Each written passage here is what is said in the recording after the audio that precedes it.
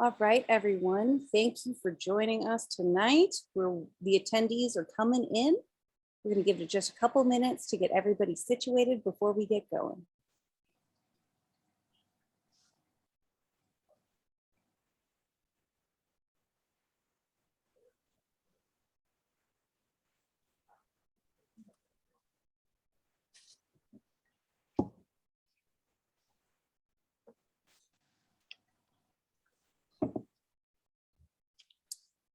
All right, we are up to 23 attendees tonight. Thank you all so much for joining us.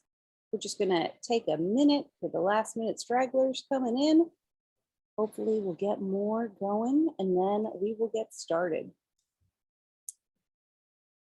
The format is going to be very similar to our previous forum if you were with us last time.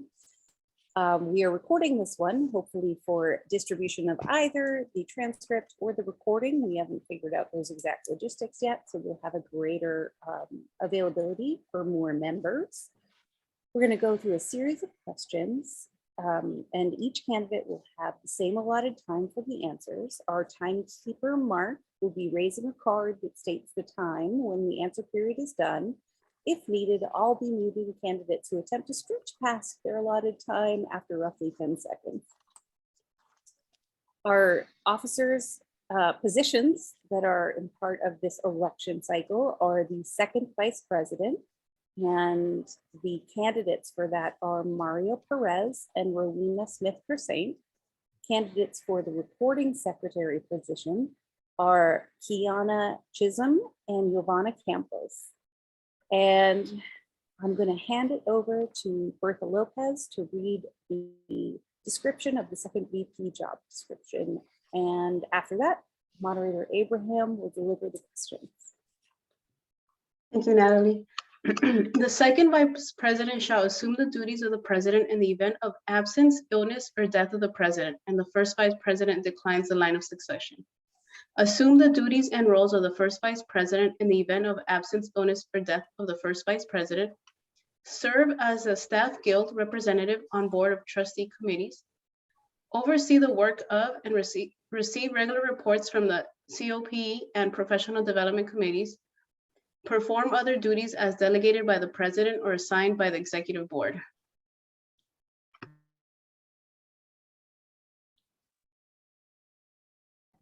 All right, and with that, we will begin our first question. The first question is, what is your vision for a strong union, and how will you build a stronger AFT 1521A? We're going to start with you, Rowena. Oh, thank you. My vision for a strong union is more of what I was part of that's already started. One was pulling back the curtain. We all know the turbulent times we went through, and I led the charge on that. I'm sure most of the people know that in our union, and I'm proud to say that I did that. To continue that legacy moving forward. I hear the word transparency thrown around a lot. We're more transparent today than the AFT 1521A has ever been. I believe now that I'm an officer, I can say with certainty, there's one meeting that everyone's not invited to, and that's the officers meeting. Every other meeting we have is open to whoever wants to sit in on it. That's transparency. What I feel like is super important is communication and connectivity to my fellow brothers and sisters in the union. I want to remind everyone that being an officer doesn't negate the fact that I'm a member. So I'm a member first and an officer second. So when I'm fighting and I'm representing AFT 1521A, I'm representing myself and everyone else that's in our union. And so it's important to me that everyone understands that, of course, things can always be done different, better. I'm always going to be open to hear what anyone has to say. If you want to know more about how I operate as an officer, as a delegate, as a chapter chair, ask anyone at East for 4 years. Everybody knows me because I'm wide open. And so I like to keep it that way. I keep hearing the word trust thrown around, trust thrown around.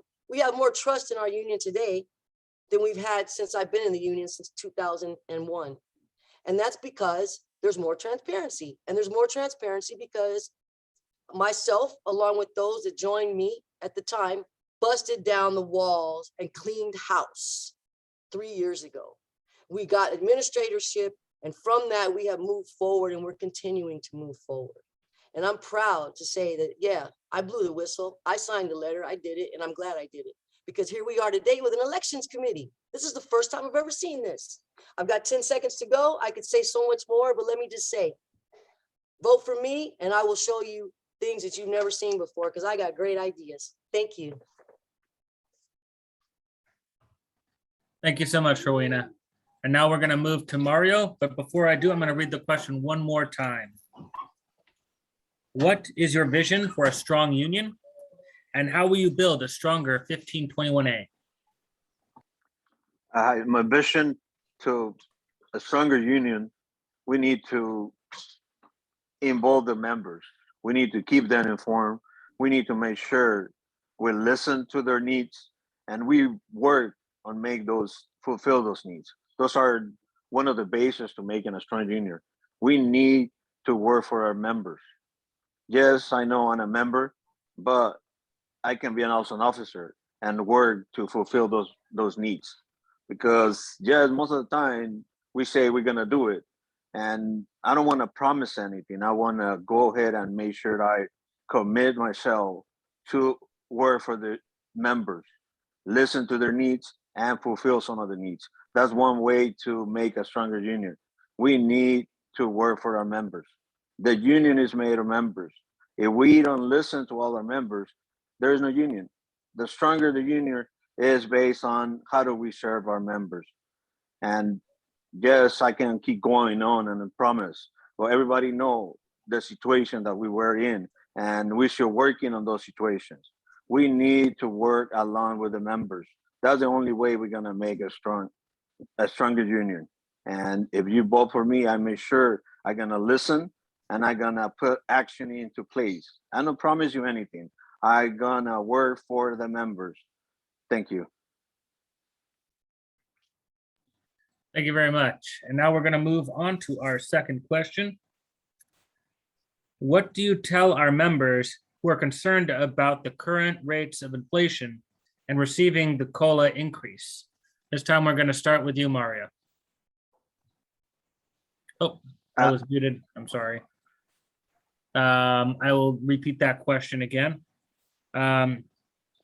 What do you tell our members who are concerned about current rates of inflation and receiving the COLA increase? I'll start with you, Mario. One of the things I tell the members about inflation, remember the inflation keep going up. And when we're talking about COLA, that's not something that we can negotiate. That's something already given and it's already approved for a budget. So when district come back to us, say, oh, we need to work on and negotiate. There's no negotiation to go about that. That is already something that being given and is in the budget. Why we not getting it? I'm not sure. So those are some of the things I tell my members. We need to go and ask management why we are not getting it. Why are you using that as a leverage to get into our contract? We need to have our COLA. That COLA has been approved and everybody else got it but us. Some of the things I tell my members, we need to get that COLA. There is no reason to negotiate. That COLA has been approved and it's been sitting there for the last 6-7 months. Why we are not getting it? I don't know. That's one of my jobs that I'm gonna try to find out why we're not getting that COLA. Thank you. Thank you, Mario. And before we move on to you, Rowena, I'm gonna repeat the question one more time. What do you tell our members who are concerned about the current rates of inflation and receiving the COLA increase? Well, first of all, I'd like to tell our members and remind everyone that can hear my voice that COLA is not a raise. It's the cost of living arrangement, cost of living allowance. That's what it is. That's why it's abbreviated COLA. And I could take that off your plate for you, Mario, and answer the question. First of all, it's in the negotiation newsletters. Every step of the way for negotiation has already been printed. So anyone that's not getting it, please reach out to Giovanna and she'll make sure that you get it because we've been updating for every time we meet with management. And you're right, everyone else got it because they settled for that. They settled to accept COLA, which is already ours, which is already approved by the state, which the district cannot take back from us. They can't take that, okay? And we're not accepting them to use that as a bargaining chip. We're telling them, no, we deserve more And we're not going to accept your little offer of COLA because COLA is already ours and you can't play those kind of mind games with us. So you could take that off your plate of things to do because we've already done it and we're continuing to do it. They told us how fabulous we were and how vital we were for the campuses to run. Well, show it. Give us another step. Give us a percentage raise. Give us a bonus. We got COLA. COLA already belongs to us. Yes, it's been a few months, but you know what? We're all going to get a retroactive pay. It's 5.7 cents a dollar. No, let me correct that. Inflation has gone up since COLA was initiated. Now it's going to be less than 3 cents on the dollar. So I don't know about you, but I'd rather have that in a lump sum than spread out to, I don't know, $40 a check before taxes. I'd like to get a little something thick, you know? But the bottom line is COLA is already ours, folks. It's not going anywhere. It's going to be ours, but we're fighting for more because we deserve more.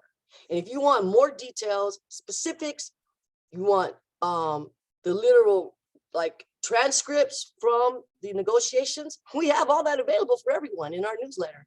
We've been more transparent again than ever in the history of this union. So although I appreciate my my challengers' thoughts and sentiments, but that's work that's already done and being done and continuing to be done, and we will come out victorious. Thank you. Thank you very much to both of you for that answer. We are now going to come to question 3. How will you approach your role with the Board of Trustees to serve this membership?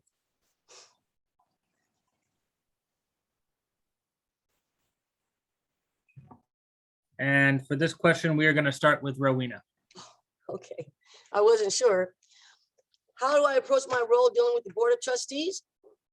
Wow, I approach it the same way I do with anyone. Upfront, candidly, in plain layman's English. I don't want to talk double talk. I don't want to talk politic talk. I want to talk real talk for the people. Real talk for the classified staff, the frontline workers, that they feed us all this nonsense about how great we are. But on one hand, and on the other hand, they don't do anything to back that up. I spoke at the Board of Trustees meeting this past one that we just had. Those of you that saw it, you know everything I'm telling you right now is facts. I call it straight, and I call it straight from the hip. And let me just say this.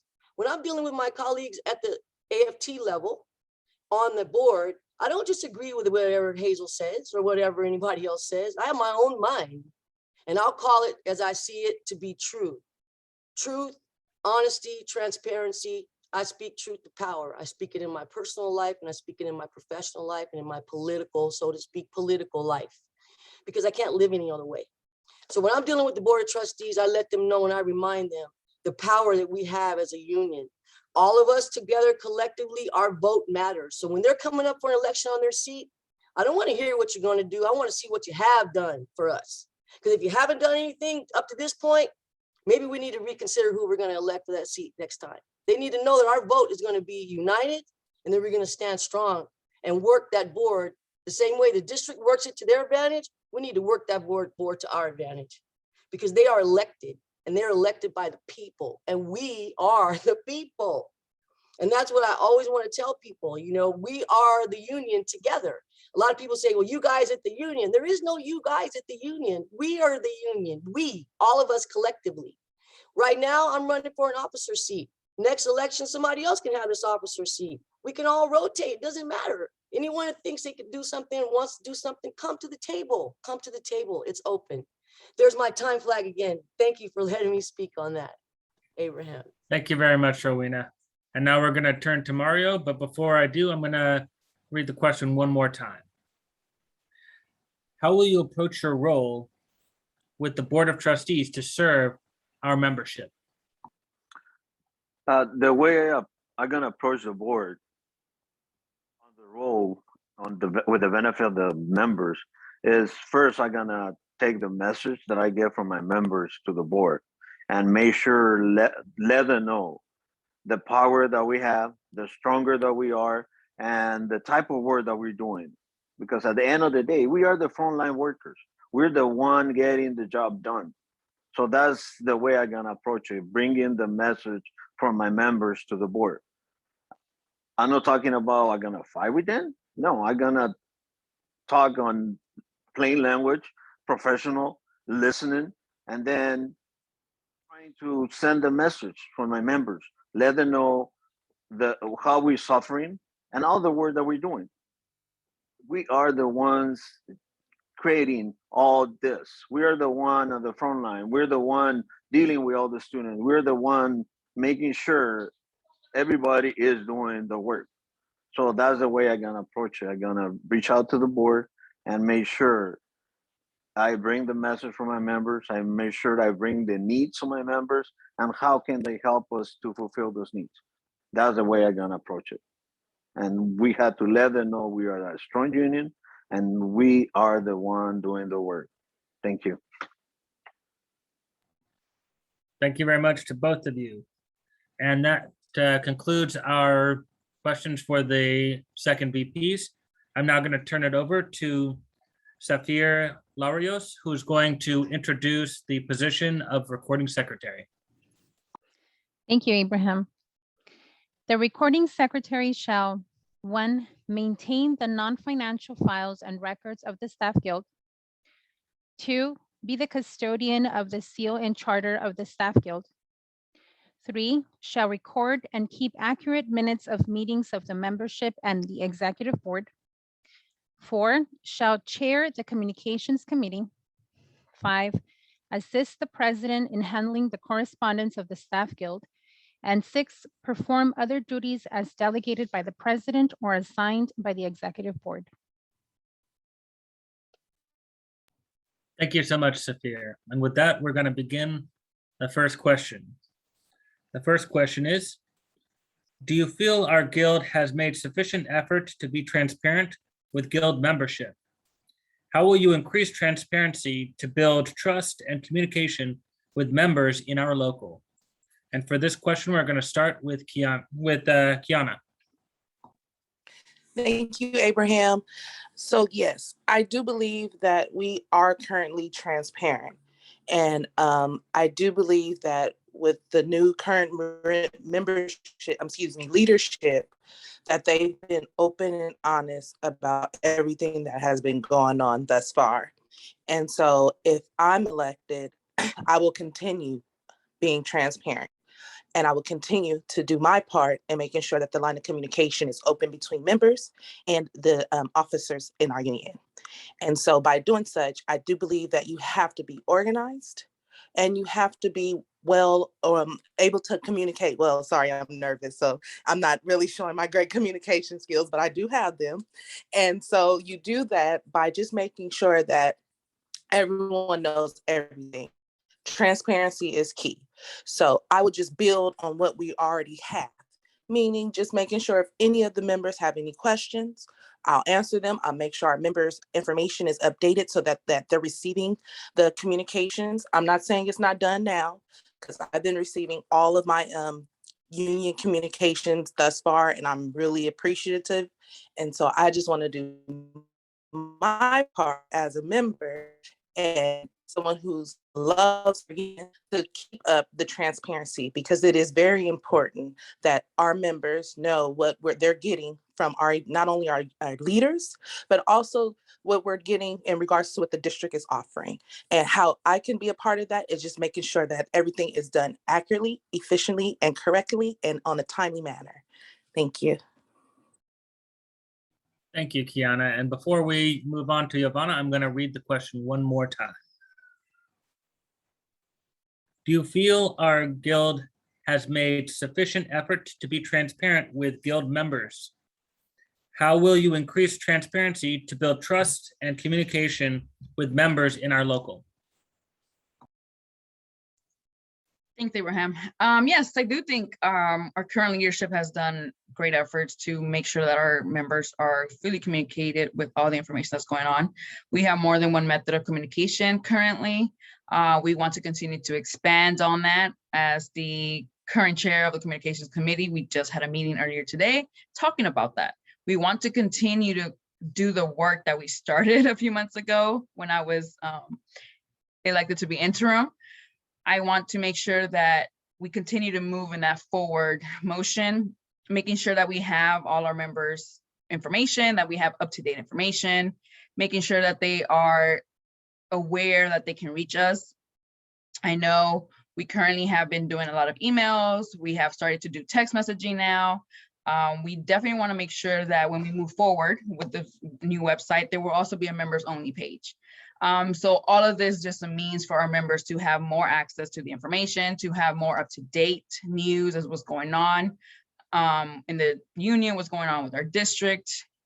But yes, definitely, we want to continue working. We want to continue to move forward in that way, to continue to make sure that we are being transparent, we're being open, we're being communicative with all of our members. Sorry. So yes, I just definitely wanted to continue doing the work that I have started. It took some time to be able to get, my footing, given that we had a little bit of setbacks, but I think I've hit my stride in this position and I want to continue to serve our members. Thank you. Thank you so much. And sorry for the distraction there with the cat jumping across. All right, we're going to move on to the second question. This position includes chairing the communications committee per our constitution. What is the importance of communication with members to you? And how will you effectively bring the e-board messaging to members? For this question, we're going to start with you, Giovanna. Yes, thanks, Abraham. So I guess, like I currently mentioned, I'm currently the interim recording secretary for the union, so I am chairing the communications committee. We have a good small group. We are still missing some campus membership, some campus representation, I'm sorry, for that committee. But like I mentioned, we are moving forward with a new website. We are trying to make sure that our website is more concise, is more streamlined, that we have a members only page, so that our members can be informed of everything that's going on. We will continue to use our email. We are moving from Constant Contact to Action Network at a point. We also have started to use Hustle. I believe a Hustle went out earlier to, inform our members about this forum. And it's just a matter of making sure that we have complete and accurate information from our members so that when we do send out these communications, they actually receive them. I know we are not at 100%. We are still missing emails, personal emails, and personal cell phone numbers so that we can have full, complete data so that we can communicate with the members, but that is something that we have been working on. As part of communications committee chair, I have, some chapter chairs who I can reach out to make sure that they're also reaching out to their members on the campus. As an officer, we also have chapter chair meetings on a monthly basis so that we can also share that information and then they can then share that information with their membership at the campus level. So it's always kind of a top-down, streamlined process for communications. We don't try to hold anything. I do understand that there are times when we do send out a lot of emails because, things are changing constantly. Things are being updated, especially with the new COVID-19 requirements that the district has imposed. So we're just trying to make sure that we stay on top of everything, making sure that members are informed. And if they have any questions, they always know how to reach us. They can email us or call the office. Thank you. Thank you very much, Ivana. And now before we go to Kiana, I'm going to repeat the question one more time, if my cat will let me. Abraham, This don't feel position bad. I have one of includes my own. This position includes chairing the communications committee per our constitution. What is the importance of communication with members to you? And how will you effectively bring the e-board messaging to members? Thank you, Abraham. Communication is key. And so I would, as the chair, I would make sure that we all meet regularly and that we all work together to make sure that our members receive any new and ever-changing information. Times are real different these days with the pandemic, and information is always changing. And so as the chair, I would make sure that that information is spread across all the campuses in the district office and just ensure that our members are informed about any and all changes. I would also like to implement new things such as maybe an app. I think that Giovanna mentioned that they're using an app. So I would just elevate that and make that another way for us to communicate with our members. I do believe that we need to make sure that our union member list is updated and accurate in regards to communicating with the members via email. I know a lot of members prefer either email or text. not necessarily phone calls anymore. So I would just hope that I can get every member's new contact information, so that way they don't miss out on any information. And I also would like to make sure, like maybe through Zoom or something, just kind of come up with new ways to reach out to our members aside for just email. Because I know we email all the time at work, and it could be it gets kind of overwhelming sometimes when you have all these emails coming from personal and from work. So maybe a text message or two once a month just to check in to see, make sure everyone's getting getting all the information that they need from the union. And I just do believe it's very important that we're always communicating. So I'm an open door at my campus. Anyone can come to me, it doesn't matter.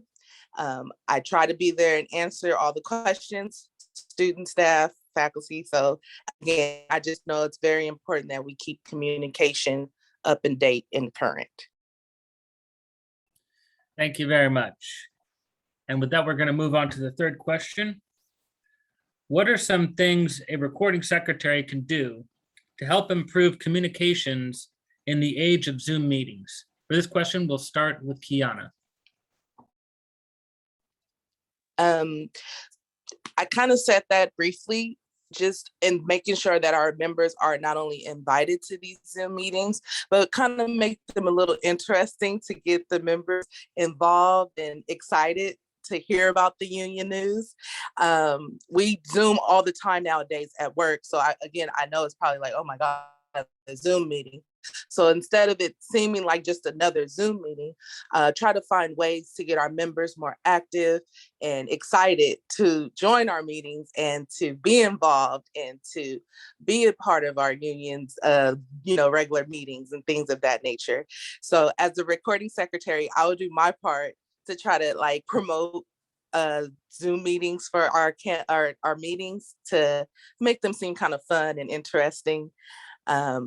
I currently work in the Disabled Students Programs office at Harbor. And so one thing we do, we kind of like do little prizes or things like that. I'm not sure if that's allowed. I would have to, look that up in our union bylaws, but just maybe like a raffle to kind of get folks to try to want to join our Zoom meetings or like incentivize it somehow. So that's something I would do in the day of Zoom to try to get more members involved and to join our meetings. Thank you, Abraham. Thank you very much, Kiana. And before we move on to Giovanna, I'm going to read the question one more time. What are some of the things a recording secretary can do to help improve communications in the age of Zoom meetings? Thanks, Abraham. So as a recording secretary, it's just a matter of making sure that our members are given the information to be able to join the Zoom meeting, and make sure that if there are any glitches trying to log on, that I'm there to troubleshoot. When I was chapter chair at City, I would entice our members to attend meetings by having, raffles, providing lunch virtually. We have a partnership with Grubhub. So, members who attended meetings would get a credit so that they could order lunch.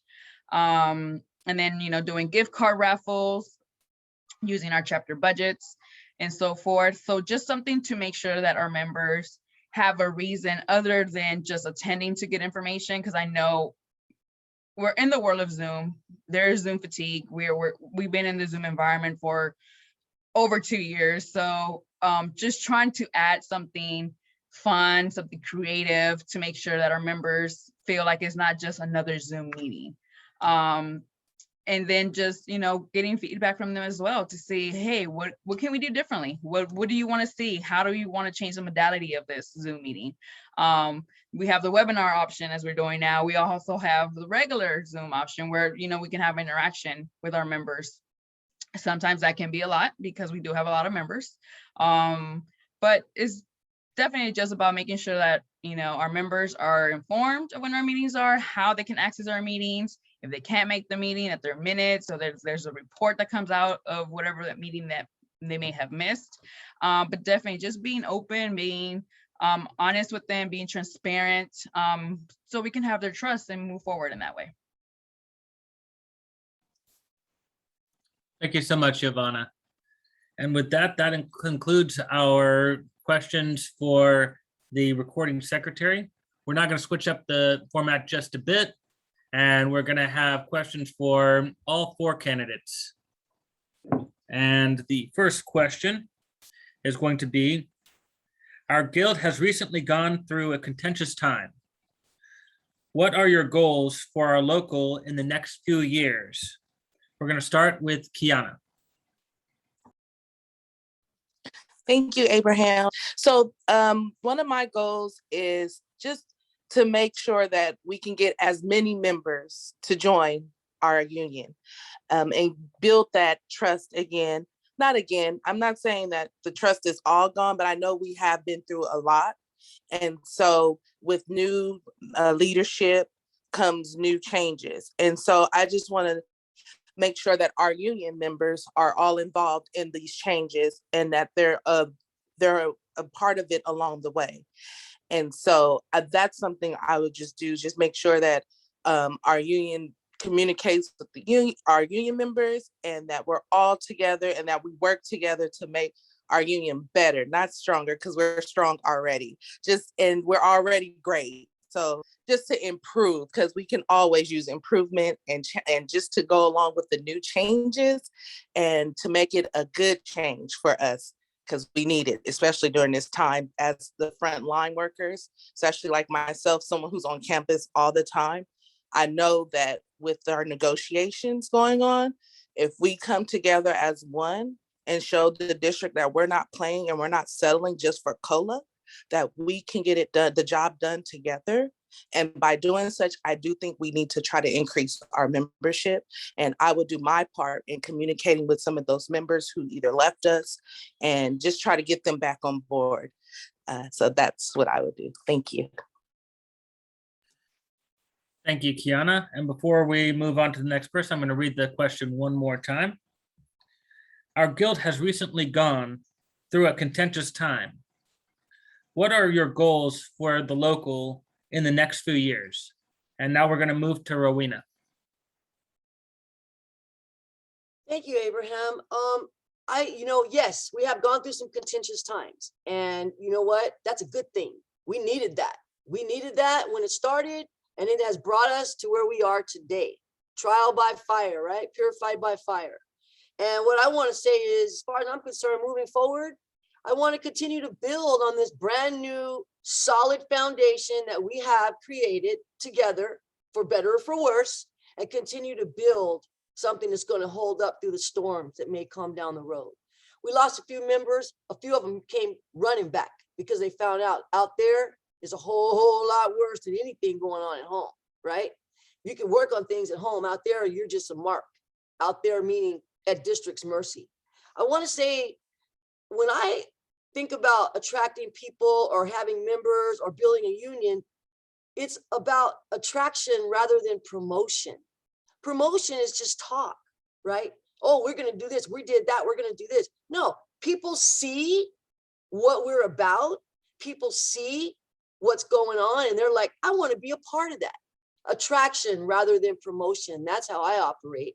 And I also operate in the spirit of principles before personalities. This is not a personality contest. This is not about me against Mario or so-and-so against so-and-so. We're all union members. We're just trying to build something better, And whatever happens this round, there's going to be another round. There's going to be another round.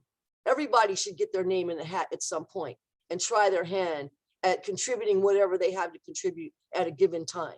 So my hope for the union is that more people get involved, more people sit on committees. Like I said earlier, when we talk, people use this word like it's, the magic word, transparency, transparency. There's only one meeting that we have at the Guild that we don't invite. It's not open invitation. And that's the officers meeting.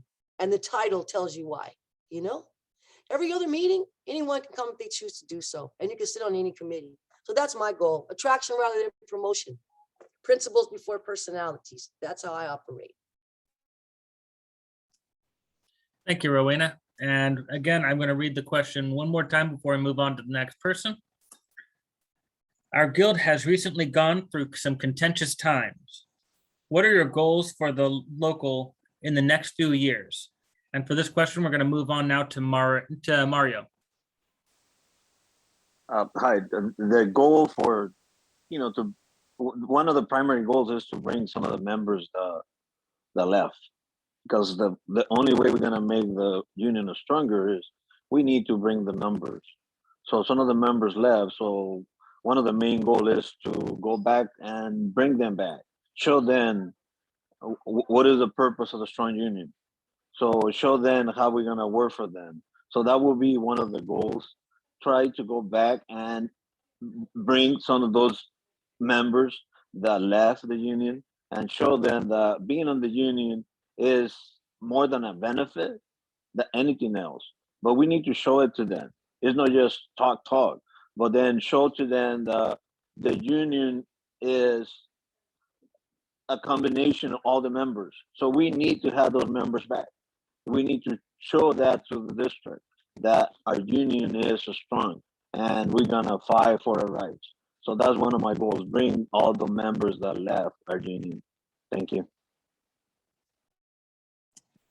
Thank you very much, Mario. And before we go on to our last speaker, I'm going to read the question one last time. Our guild has recently gone through a contentious time. What are your goals for the local in the next few years? And last but not least, we'll turn to you, Giovanna. Thank you, Abraham. So yes, we all know this guild has gone through some contentious times, through some very interesting leadership in the previous years. But it's just about building, making sure that our members are aware that it's a new day, it's new people in charge, we have new ideas, we have new goals. We are trying to move forward. We're trying to be positive. We are trying to make sure that there are changes done so that we don't have to go through a situation like we did before. We don't want to be under administratorship again. We don't want to have to, worry about a president who goes rogue and whatever. There were a certain few of us who decided to, do what needed to be done to make sure that that was done, handled, taken care of, removed. And we are now in these seats as, the change makers. We want to continue to be able to do that. We want to be able to let our members know that we're here. We have new ideas. We're trying to move forward in a positive way. We're trying to be more inclusive. We're trying to be more transparent. We want to gain that trust back. It's a lot of things that happen. As we did lose some members, we have gained members because they have seen that we are moving in a positive way. We're trying to make sure that we are informing our members of everything that we're trying to do, making sure that they have opportunities to serve our committees, to go on conferences, and make sure that it's not always the same people who are always speaking. We want to make sure that we have all voices. When we go to board of trustees, we want as many people behind us. We may be the officers of this local, but we are also union members, and we need all union members to stand behind us when we request something, when we have something to ask, something to speak about at this board of trustees or any other meetings we have with management. Like I previously mentioned at the other forum, management knows who I am. They know my voice. They know who I represent, and I want to continue to do that. Thank you. Thank you so much. And now we'll move on to the second question. What are your thoughts on the rampant use of other duties as assigned, making people work out of class? How can we negotiate to avoid catch-all positions being created? And for this question, we're going to begin with Mario. One way to renegotiate that language is just first, we need to educate our members and let them know what are your duties. Based on those duties, and also at the same time, we need to educate them what is the meaning of working out of class. Take a look at some of the timelines. How do I qualify to get working out of class?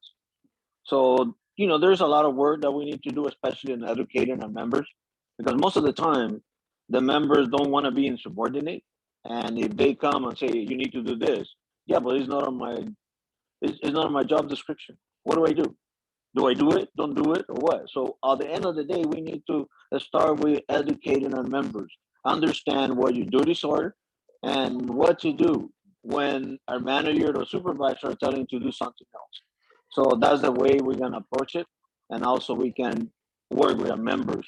Or yes, some of the times the members are afraid, or I don't want to be insubordinate, because some of the managers use that tactic to make us do the work that we don't supposed to be doing. So those are some of the keys that we need to work on it. Educate, starting by educating our members, and then start negotiating with management to start eliminating those duties as assigned. Thank you. Thank you, Mario. And before we move on to our next person, I'm going to repeat the question again. What are your thoughts on the rampant use of other duties as assigned, making people work out of class? How can we negotiate to avoid catch-all positions being created? We're now going to move to Giovanna.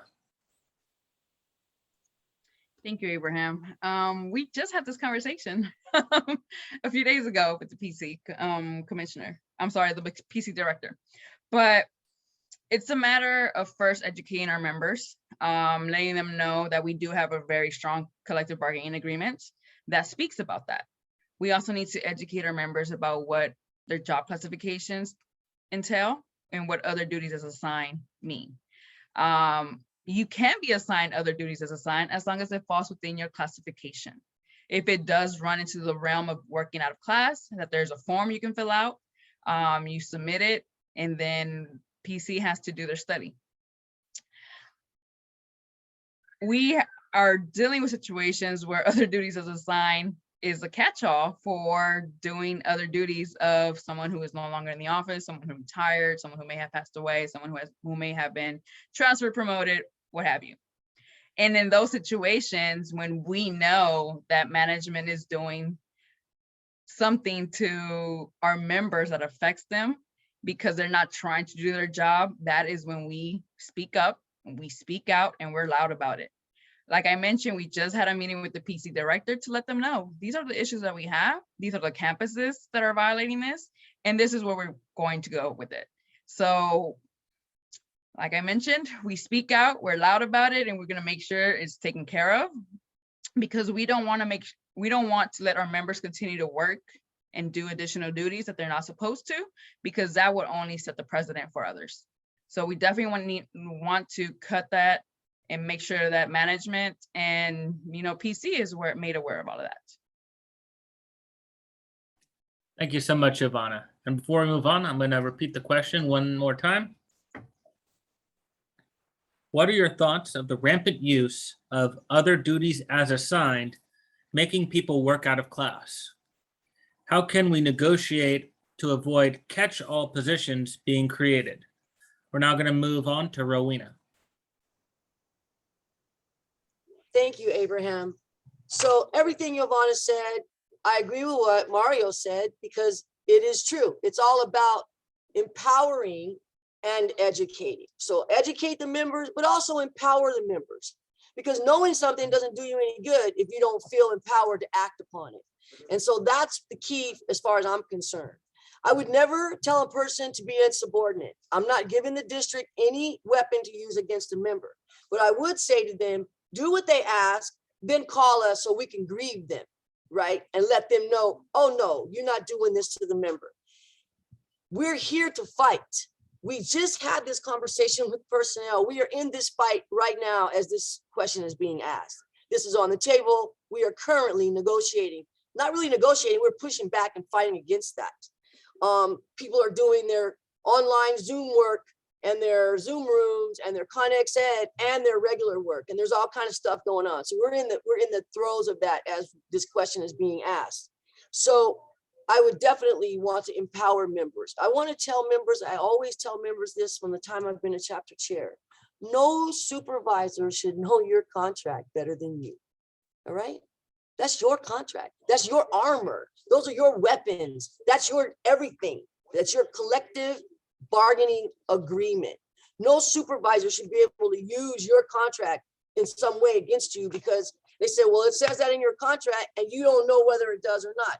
If you don't want to look it up, call one of us. We know the contract inside and out, but don't let anyone tell you what's in your contract. All right. If you don't know, reach out to your brothers and sisters, reach out to your officers. But I absolutely, I've had 4 people under my watch get paid for working out of class. I don't play those games at all when I was a chapter chair, and I don't play them now as an officer, and I won't play them. That's not going to happen on my watch. It didn't, and it won't. Thank you. Thank you so much, Rowena. And before we move on to the next person, I'm going to read the question one last time. What are your thoughts of the rampant use of other duties as assigned, making people work out of class? How can we negotiate to avoid catch-all positions being created? And last but not least, we're going to move to Kiana for this question. Thank you, Abraham. So I do not agree with anyone telling us that working other duties assigned is okay if it's out of our classification. So what I would encourage my members to do is, one, read what your duties are. And if in doubt or have any questions, you reach out to one of your chapter chairs or any of your union leaderships to get advice. Like my previous folks said, I would never encourage anyone to be insubordinate. But when in doubt, always ask questions.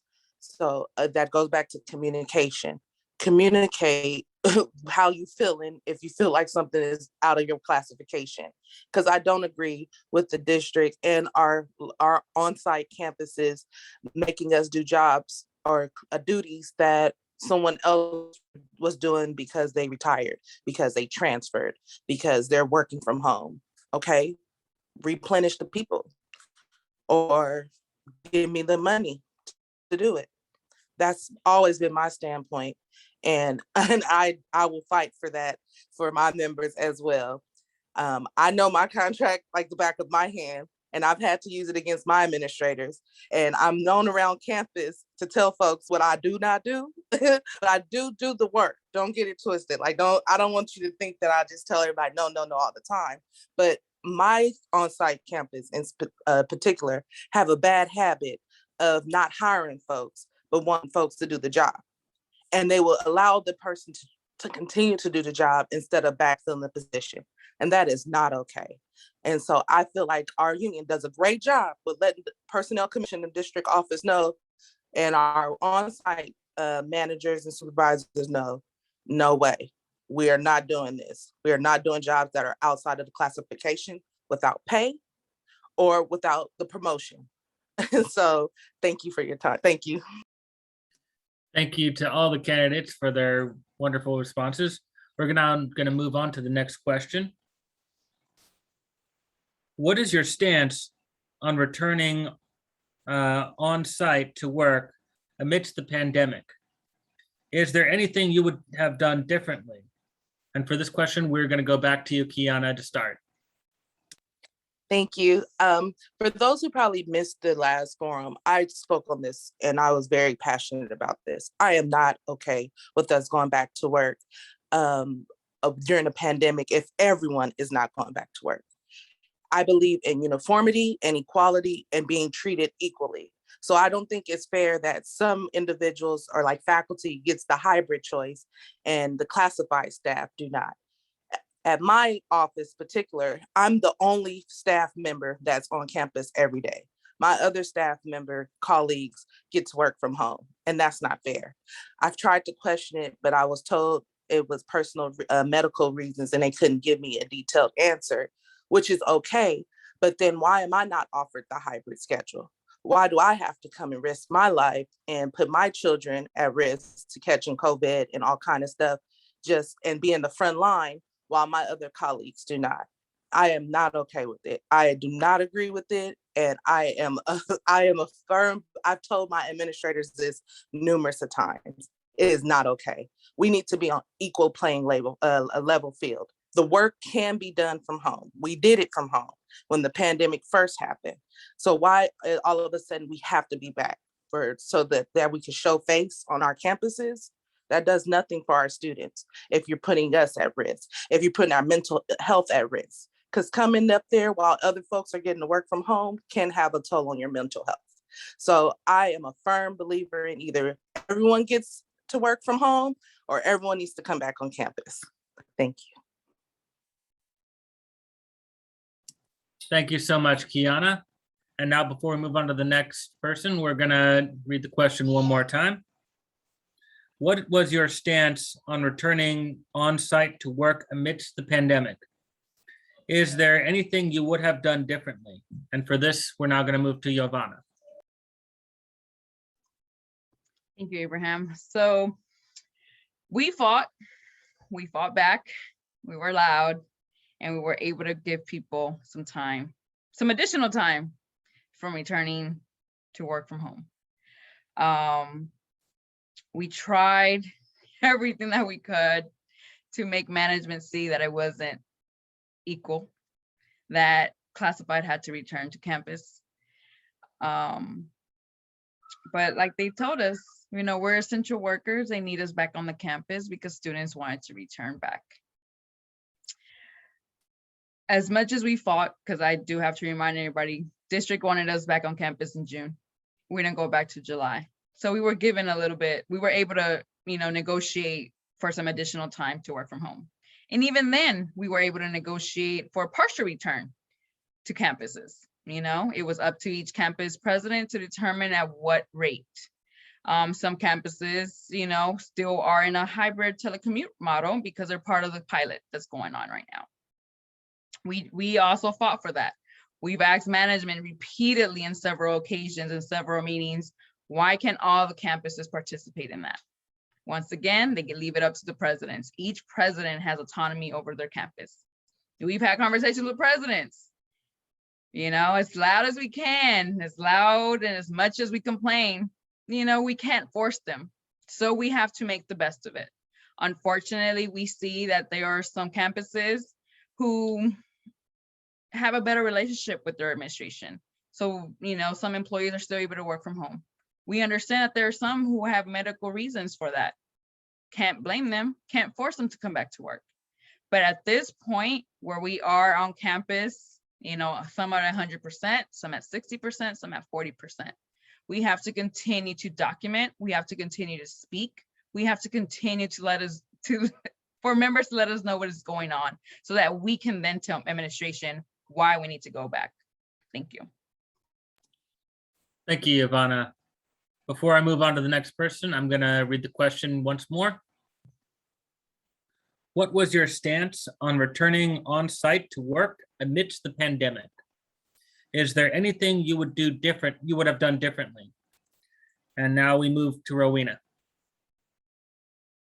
Thank you, Abraham. Forgive me, guys, if you hear my rattler in the background. She's got a lot of energy. It's my grandbaby, and I'm on bereavement, and I'm taking care of her. So let me tell you, I was a chapter chair at that time, and I was livid then, and I'm livid about it now. What would I do different? Whatever I could have to make a difference, but I don't know what it would have been, because I know as a chapter chair, working with our guild officers, they fought as hard as they could fight, and it just literally came down to like, look, we're your employer. We've done all we're willing to do. You guys will have to go back to work, or they're going to start doing what they got to do. So they did what they could. What could we do different? I'm not 100% sure, to be completely honest, because I know that they did everything in their power, everything that they could. They filed a perb. They did everything legally. They told every stop. Do I agree with it? Oh, no. WTH, no, I don't agree with it. And it's disgusting that faculty gets to be the rulers of the roost, and they don't even deal with the students hardly at all. And half of them can't even teach classes online, and students are complaining about it, especially math, which is a transferable unit. I work in student services, so I hear it all from the students. I get it, and I understand their frustration. So I'm absolutely livid about it. Since I've been interim second VP, I've been part of the discussions around, you know, trying to negotiate more leniency, more hybrid programs, more something. You know, it's not like the officers have just given up and said, okay, we're just going to take whatever you're laying on the table. No, every time we go into effects bargaining, we're still fighting for more COVID protection. But like back in the summer when it happened, I know they did the best they could. And I wasn't going to be one of those people to sit back and criticize because I watched the fight and I know they did the best they could. Do I agree with the outcome? Of course not. But district ultimately is our employer. And at the end of the day, you know, they will find a way to get rid of people if they can. So we didn't want our members to end up getting fired. Okay. Oh my God, I'm always running out of time. I got so much more to say about that. But that's what I'm gonna say for now. Thank you. Thank you so much, Rowena. And now, before we move to the final candidate, I'm going to read the question one last time.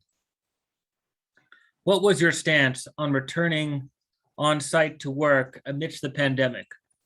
Is there anything you would have done differently? And now to you, Mario. To start off, I didn't agree at all. And even though I didn't agree, I've been going back to work since they forced us to go back, not only to one campus, but now I'm going back to 4 different campuses. So what I had done differently at this point, I'm not sure what can have been done differently, but other than let administration know that we can do the work from home. We've been doing it, and we can continue to do it. But at this point, they are only picking and choosing. Will be more linear or more fair if everybody returned to work or everybody had a chance to work from home. So at this point, I'm not sure what difference will that make, but we had to let the district know that we were able to do our job. Last 12 months, we've been doing our job. Why do we need to go back to work? So now we need to take advantage of that and take it back to them and negotiate something differently because we were able to complete our task. Thank you. Thank you much. Thank you very much, Mario, and to all our candidates for their answers on that question. We're now going to move on to the next question. Please tell us one specific thing you will do to make our local stronger. And for this question, we're going to start with you, Rowena. One specific thing I will do to make our local stronger is suit up and show up, especially when I'm talking in the consultation with deputy chancellors and places like that, effects bargaining table, and in front of the board of trustees, because those are the people that make the decisions. That's where the action takes place. Talking to the administrators on campus is one thing, but they're going to do what their boss says, and their boss is the chancellor. So as an officer, you have an opportunity to be in those spaces, and that's where I really want to advocate and be consistent and be articulate and be passionate and fervent about communicating the needs of our members and what it's going to take for us to be a healthy workforce and to feel truly appreciated, not to just hear it, but to feel it. I do want to say, out of 1,400 plus members in the last 4 years, we lost less than 100, and at least 12 or 15 of those have already come back. So I've heard a lot of talk in these forums and in spaces about, we've lost members, we've lost members. I don't want anybody to get discouraged about that. Like, oh, we're so weak. I'm not saying losing one is a good thing, but we're not weak by any shot. And that's something I personally want to make sure I voice when I am in these spaces. Again, actions speak louder than words. And when we lockstep and move forward together, that's where we're going to get things done. So what I'm going to do specifically is voice that unity, voice that strength, and push forward in the BOT meetings, in the chancellor's consultation meetings, and in the effects bargainings, because strength is in numbers. And just like Giovanna said earlier, they know her voice. She doesn't even have to have her camera on. They're like, Giovanna. And I would like to be like that one day, that they know my voice and they know that Rowena's going to come in and straight shoot and not take just any pity pat answer. And another thing I'm going to do is I'm going to be committed to our contract and know our contract and know the legislation and know the laws, because all of those things matter when it comes to getting our business done and the business of the members in the union. Thank you. Thank you so much, Rowena. And now, before we move on to the next candidate, I'm going to repeat the question. Please tell us one specific thing you will do to make our local stronger. And now we move to Mario.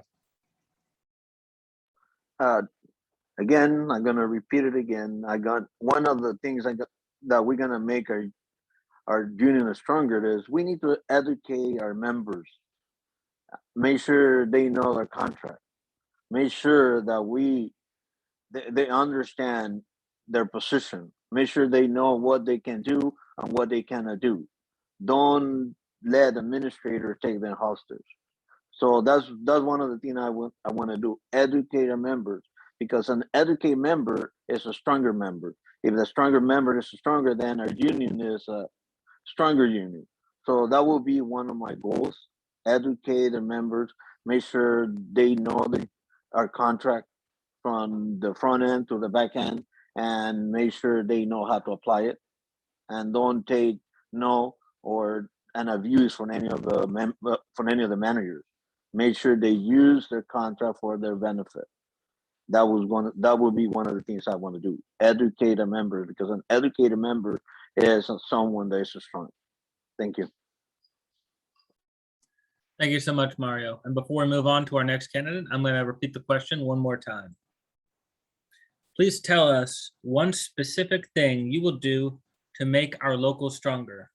And now to you, Kiana. Thank you, Abraham. If I had to pick one specific thing that I would do to make our union stronger, even though I think our union is strong as it is, but we can always use improvement and be stronger, I do believe that communication is key. So if I'm elected recording secretary, I want to try to get our members involved. I know people say this all the time, but in the recent years, I recently became more involved in the union. I've always been a union member, but I wasn't really involved. So I want to try to use the tools that got me to get more involved. Shout out to Andy at Harbor, who was always out there pushing the information to our local campus and making sure that we knew everything and what was going on. I would try to do something similar, but to all members, to just try to let them know that if we come together and show up to these Board of Trustees meetings, show up and show out, that we are stronger if our members are involved and we're all working together as one.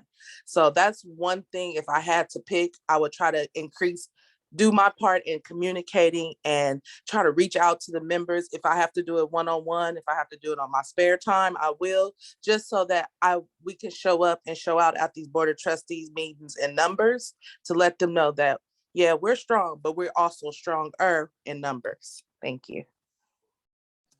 Thank you so much, Kiana. And before we go to our last candidate, I'm going to repeat the question one last time. Please tell us one specific thing you would do to make our local stronger. And now to you, Giovanna. Thanks, Abraham. I will continue to challenge and speak against management on behalf of our members. Like I previously mentioned, district administration knows who I am. They know who I represent. I want to continue that. I want them to know that I'm not backing down. When we're at that table, we're equals. I'm not an employee of LACCD at that time. I am an equal with management. And we just want to make sure that they treat us fairly, that they treat us equally. We hear a lot about the Me Too. Well, we want them to show up and let us know that yes, Me Too applies to us too. And for those of you who don't know the Me Too, there's basically a term that district management likes to use about when we're arguing for something for our members, that it also applies to other units, right? So they always say, well, we can't do that for you guys because then it would also apply to everybody else. And our comeback is always, well, when you guys agreed to something with them, you guys didn't apply it to us. So let's make sure that management is aware of who we are.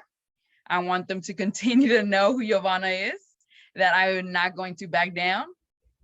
Make sure that, our members know that they can come to us with any concerns. I know, today was a day full of meetings.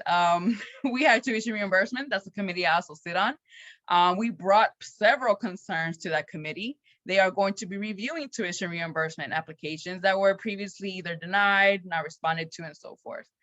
Once again, I make sure that my voice is heard, that our members' concerns are brought to the light so that they can be acted on. We don't want our members to feel that they're forgotten, that we don't care about them, because that's absolutely not correct. That's why we are here. That's why we are elected, to speak on their behalf. So I would love to have the opportunity to continue to do that. So thank you. Thank you very much, Giovanna, and to all our candidates for their answers on that question. And now we move on to the next question. This one's a little more personal. What prompted you to become an active member of the union? We're going to start with you, Mario.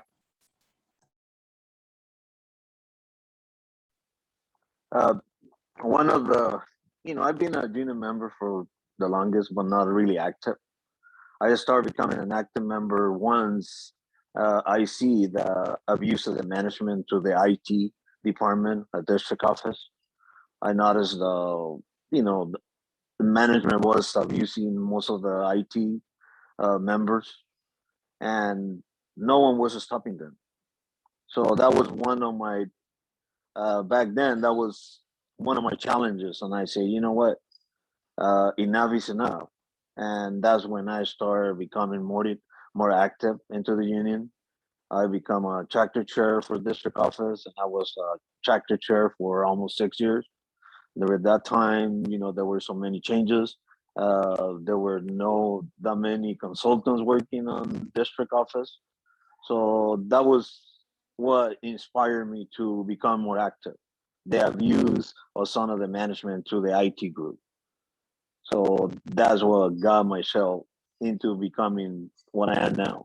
Understand more of the union and how to fight them back with the contract on my hand. Thank you.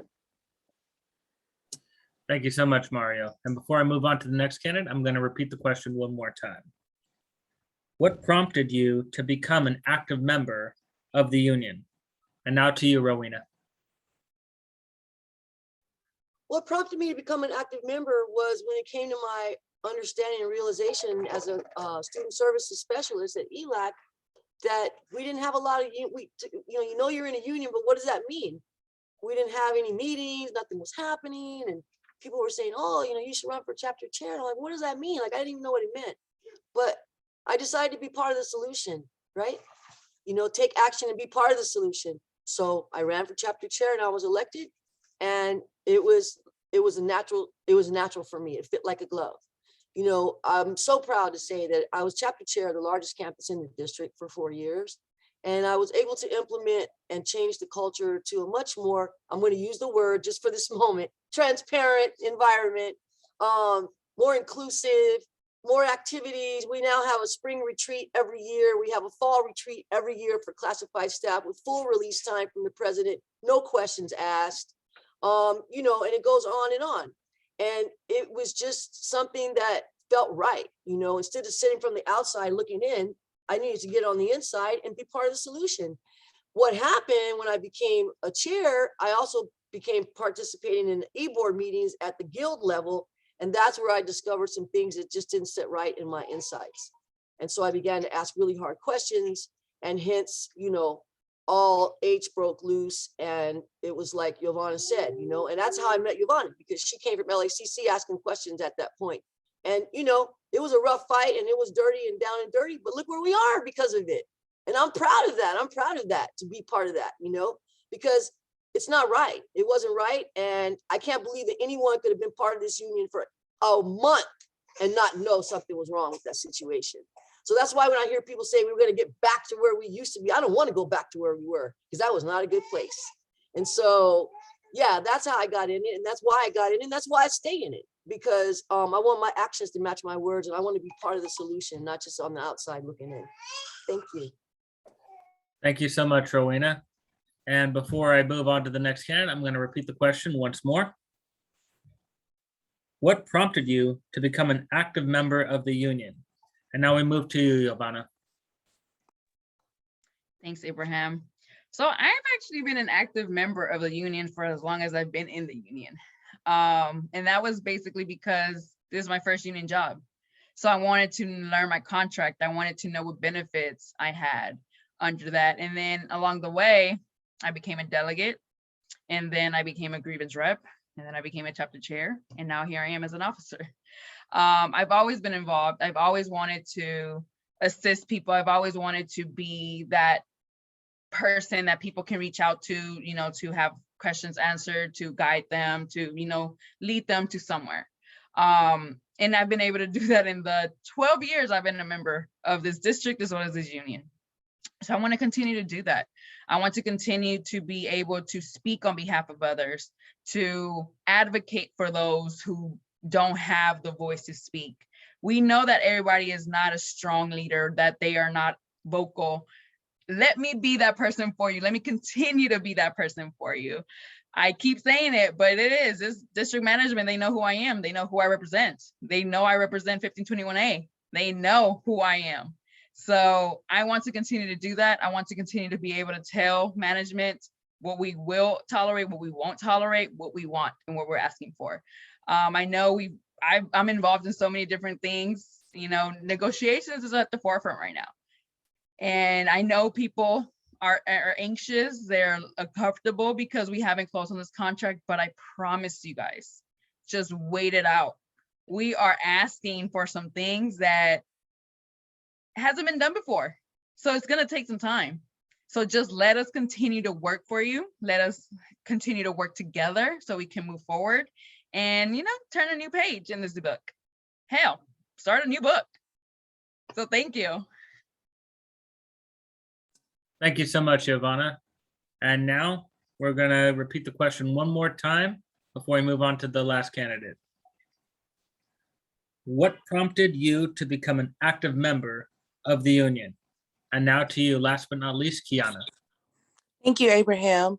So I've been a member of the union since I was hired full-time. I started as a student worker and then I became a full-time classified staff in 2014. And I've always been a part of the union. What really made me become active in the union was when I had to have my own personal grievance on my work site. And I had two amazing grievance reps and a chapter chair there.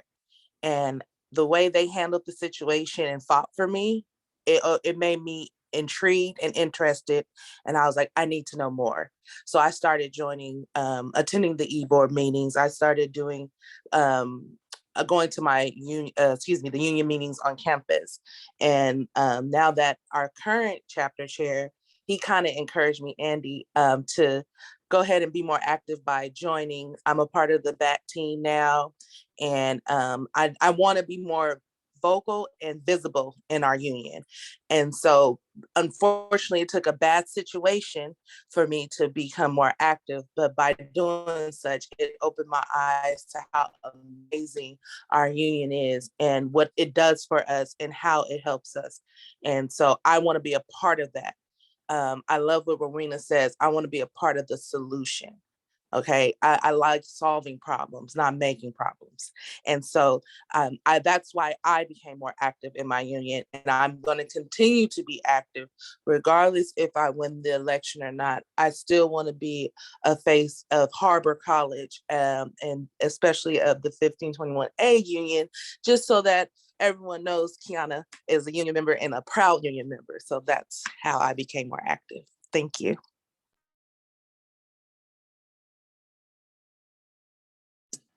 Thank you so much.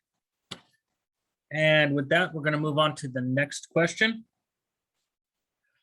What are your views on how the district is handling the vaccine policy and other mandates?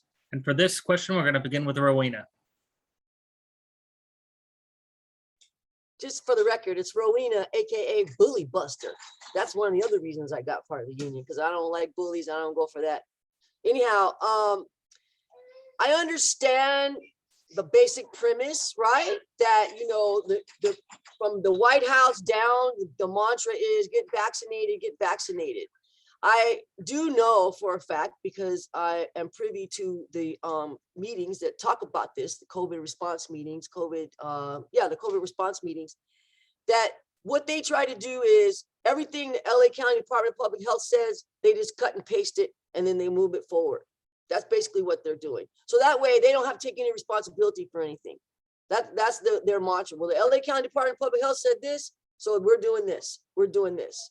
And, you know, they do have to follow the OSHA guidelines, and they do have to follow the LA County Department of Public Health guidelines. And they have to do it because we are a state-funded college. I mean, we have to go by those rules, and we are in LA County.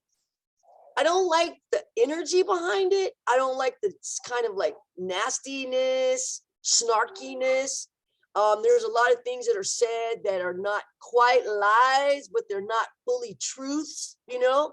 And I raised my hand, but before my hand gets called, Giovanna's like, but this. So she's always the first one to call the deputy chancellor out on her rhetoric. Anyhow, you know, everybody has their own personal feeling about being vaccinated, and I'm not going to say who should be vaccinated and who shouldn't. I'm going to say that if you don't want to be vaccinated, please follow through with the mandates, because they are from the LA County Department of Public Health, and the district, whether we like their attitude about it or not, they have the right to impose them. And I don't want anybody to lose their job over this. So I tell the members all the time, I've been talking about it since I was chapter chair. Do what you need to do to CYA, cover your CYB, cover your behind. Thank you. Thank you, Rowena. And now before we move on to the next candidate, I'm going to repeat the question one more time. What are your views on how the district is handling their vaccine policy and other mandates? And now to you, Kiana. Thank you, Abraham. I think they're handling it the best they can, I guess, considering we're one of the largest community college districts in the nation. And they're following the current guidelines that has been imposed by the county, the state, and the federal government due to the fact that we receive federal and state funding. I personally don't judge anyone who's against it, who's for it. That's your personal opinion. But I do believe that they're doing what they have to do to cover themselves, and we have to just follow the mandates that are given to us. So I personally don't have an opinion on it. I don't have a feeling on how they're doing it. I think they're doing the best they can. We just have to, this is our new normal, unfortunately. And so we just have to go with the flow. Hopefully things will change in the future, meaning not even just communication, maybe the mandates probably lessen up, who knows? But I think the district is doing the best they can. Sorry, I'm not too confident in that answer because I really don't have an opinion on how they're handling, because they're just following what everyone else is doing. It seems like they're piggybacking off of what the government and the state is doing. So thank you. Thank you, Kiana. And now before we go to the next candidate, I'm going to repeat the question. What are your views on how the district is handling their vaccine policy and other mandates? And now to you, Mario. They're just following direction. That's all they can do. And again, we are the state funded, we are federal funded, and either they follow it or what's going to happen. So pretty much they are just following direction, either by whatever the county say, whatever the state, the federal. They have no choice, and they are doing it the best they can. Again, they are just following direction. That's it. Yes, I know we have a committee here, committee there, but at the end of the day, they are just following what the upstairs is telling them to do. And I don't have a personal opinion on it, but that's what the district is doing. They're doing the best they can by following the direction of the upper management. Thank you. Thank you very much, Mario. And now before we move on to our last candidate, I'm going to repeat the question one last time. What are your views on how the district is handling their vaccine policy and other mandates? And now last but not least, Giovanna. Thanks, Abraham. So when I first found out that the district was going to mandate the vaccine and the masking requirements and make it a condition of employment, I was like, okay, let's get ready for this battle. Because though we cannot argue, we cannot disagree with the district imposing these mandates, we can always negotiate the effects of these mandates on our members. And that's exactly what we did.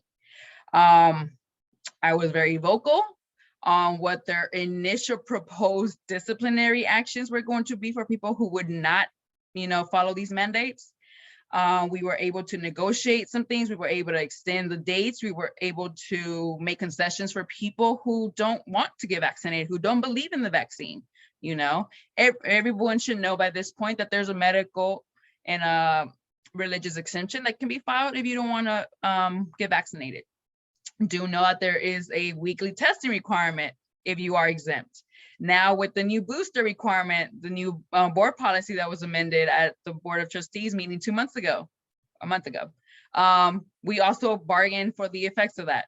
You know, district was adamant on having a completion date of 2/28. We bargained and allowed our members 2 weeks additional time to comply with that. Once again, you can file for a medical religious exemption, but you have to do the weekly testing. So I understand that our district can impose whatever board policies, administrative procedures that they want because they are the employer, but us as a bargaining unit, we have the right to bargain for the effects of that and to protect our members. So I was at that table, you know, officers were at the table arguing for that. So this is where we're at now. And I just want everybody to know if district decides to, you know, impose anything else, we will be at that table, making sure that they know what we agree, what we don't agree, what we want, what we don't want. So thank you. Thank you, Giovanna. And with that, that concludes all of the questions for our candidates. I want to thank them all for their wonderful responses to each and every question we had. I know some of them were tough questions, others were something that was meant to get at the heart. And now we're going to move on to our candidates' closing statements. And for that, we're going to begin with Giovanna. Thank you. So in closing, I guess I would like to just say I would love to get your vote for me to continue being your recording secretary for this union. Allow me to be your voice. Allow me to continue to let management know how we feel, what we want, what we don't want. I am here to speak on behalf of members. I am here to do the duties of a recording secretary, to continue to serve on these committees, to continue to report to our members about what's going on and make sure that we move forward. It's a new day, we have new leadership, and I just want to continue to be part of that, to continue to make changes, positive changes, great changes, and to train the next person who may be in this seat. So thank you. Thank you so much, Giovanna. And now to you, Mario. Closing the statement, I just want to, thanks everybody for listening and give me the opportunity. So I'm just, I just want to, let's work together.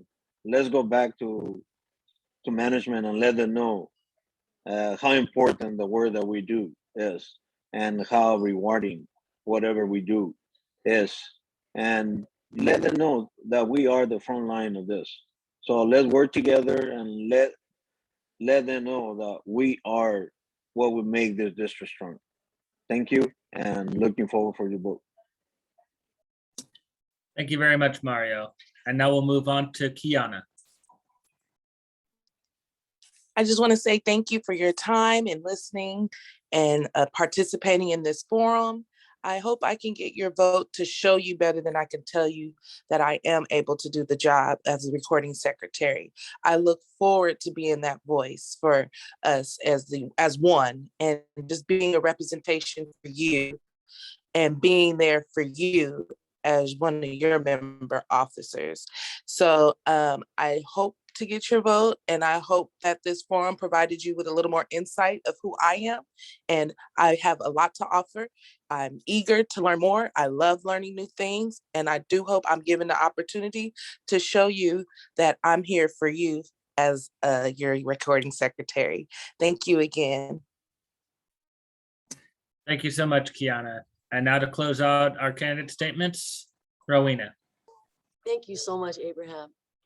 Let me say this, everything I've said already, I wish I had time to repeat it all, but I'm sure y'all are probably like, please don't, Rowena, don't repeat it all again. But everything I said speaks to exactly who I am and why I'm running for this seat.